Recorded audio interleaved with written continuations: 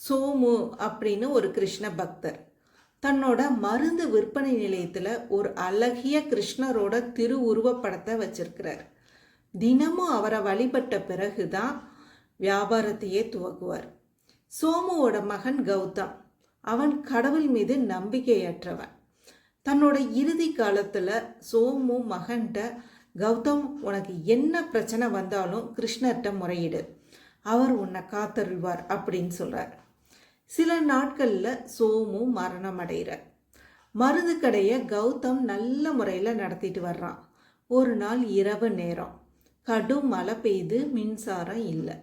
சிறுவன் ஒருவன் தன்னோட நோயுற்ற தாய்க்கு மருந்து வாங்கிட்டு செல்றான். சில நிமிஷத்துலேயே மின்சாரம் வந்துடுது.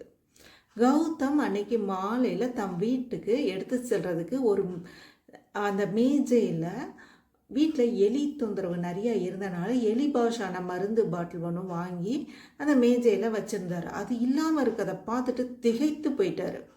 அதுக்கு அப்போ தான் நினைக்கிறாரு, சிறுவன் தாய்க்குரிய மருந்து பாட்டிலுக்கு பதிலாக மேஜை மேலே இருந்த இந்த பாட்டிலை எடுத்துகிட்டு போயிட்டான் அப்படிங்கிறத ஊகித்துட்டார்.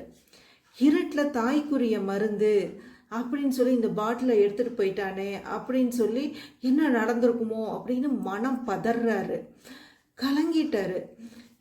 சிறுவன் பரம ஏழை குடும்பத்தில் சேர்ந்தவன் அவருக்கு தெரியும். எழுத படிக்க கூட தெரியாது, அதை படித்து பார்த்து கூட அவன் யூஸ் பண்ண தெரியாதுங்கிறதையும் தெரியும் அவருக்கு.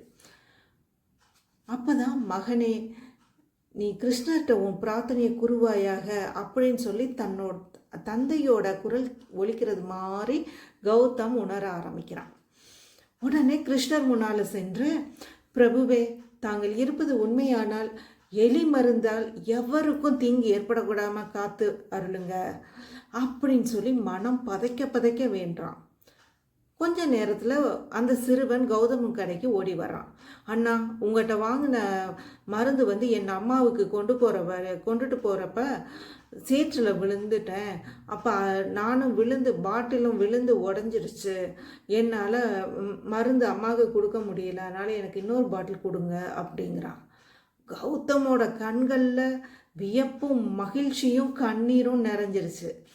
சிறுவனை சேற்றில் விழ வச்சு பேராபத்தில் இருந்து கிருஷ்ணர் காப்பாற்றி விட்டாரே அப்படின்னு எண்ணியபடி சரியான மருந்து அந்த சிறுவன்கிட்ட கொடுத்து அனுப்புனார் கௌதம்.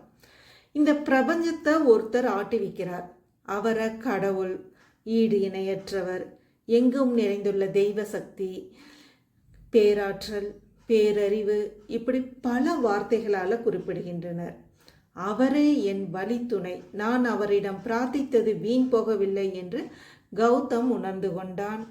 அன்றிலிருந்து கௌதமும் தந்தையைப் போலவே கிருஷ்ண பக்தன் ஆகிவிட்டான். நன்றி.